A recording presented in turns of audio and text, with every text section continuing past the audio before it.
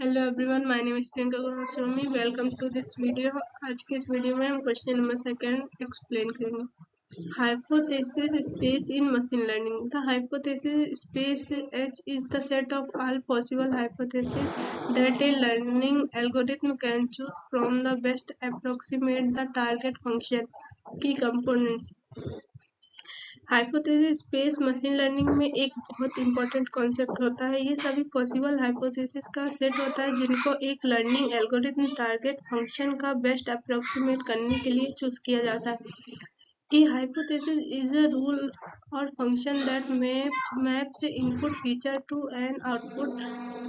एक हाइपोथेसिस एक रूल या फंक्शन होता है जो इनपुट फीचर को आउटपुट या क्लास से मैप करता है। The hypothesis space contain every hypothesis the algorithm is allowed to consider। एक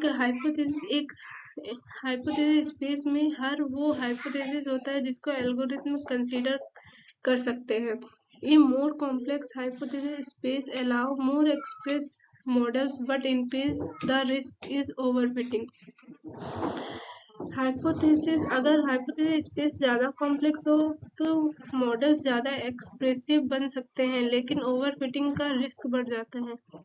इन concept learning hypothesis are typically represented as a set of attribute constraints such as origin, manufacture, color detect type, color detect type। Concept learning में hypothesis का usually attribute constants का set में दिखाया जाता है, जैसे origin, manufacture, colour, detect, types. हर attribute या तो कोई स्पेसिफिक वैल्यू हो सकता है या फिर वाइल्ड कार्ड का कोई भी वैल्यू हो सकता है। Then second, find S line algorithm। Find S is a concept learning algorithm। Find S एक कॉन्सेप्ट लर्निंग एल्गोरिथम है। Start with the most specific hypothesis. ये सबसे स्पेसिफिक हाइपोथेसिस से शुरू होता है। Generalize the hypothesis only when necessary is correctly classify all possible example. ये hypothesis को कोई सिर्फ तभी जनरलाइज करता है जब उसे सभी पॉजिटिव एग्जांपल को सही क्लासिफाई करना जरूरी हो। Ignore negative example. Find S की एक लिमिटेशन ये है कि ये एक नेगेटिव एग्जांपल को इग्नोर कर देता है। Step of find S. First, initialize S to the most specific hypothesis. Second, for each training example, if positive and attribute value conflict with generalized, if negative, do nothing. Return the most specific hypothesis consistent with the all positive example।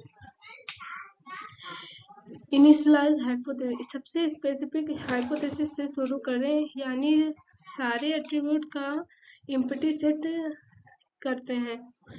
Second, अगर positive example में कोई attribute value current hypothesis का attribute value से conflict करता है तो H की generalise करते हैं। अगर नेगेटिव एग्जांपल है तो कुछ ना करें। थर्ड, रिटर्न आखिर में सभी पॉजिटिव एग्जांपल के साथ कंसिस्टेंट सबसे स्पेसिफिक हाइपोथेसिस रिटर्न करता है।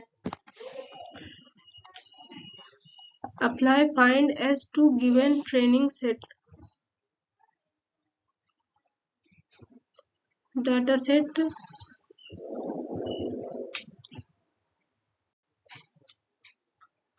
ये हमारी अप्लाई फाइंड एस की डाटा सेट है।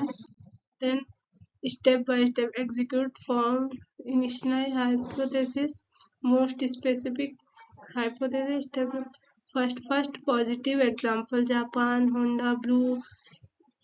Since hypothesis is empty, replace with the example H1।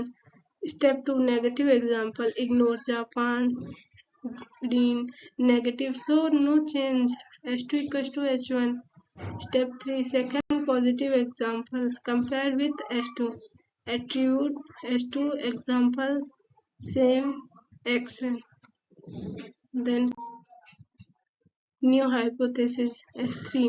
Step 4 negative example, ignore, negative, so no change, just ignore. Step 5, third positive example, compare with H4. Then attribute final hypothesis. Then final output. Final hypothesis found by finders Japan economic interpretation. The find S algorithm concludes that car belongs to positive class if and only the origin is Japan, the type is economic, and all other attributes can take any value. This is the most specific hypothesis consistent with all positive example. Find ऐसे मुताबिक एक car positive class से तभी belong करती है जब उसकी origin Japan हो और उसका टाइप इकोनॉमिक हो। बाकी सब एट्रीब्यूट मैन्युफैक्चर कलर टिकट कोई भी वैल्यू ले सकते हैं। ये हाइपोथेसिस तभी पॉजिटिव एग्जांपल के साथ कंसिस्ट सबसे स्पेसिफिक हाइपोथेसिस होती हैं। Well, thank you watching this video.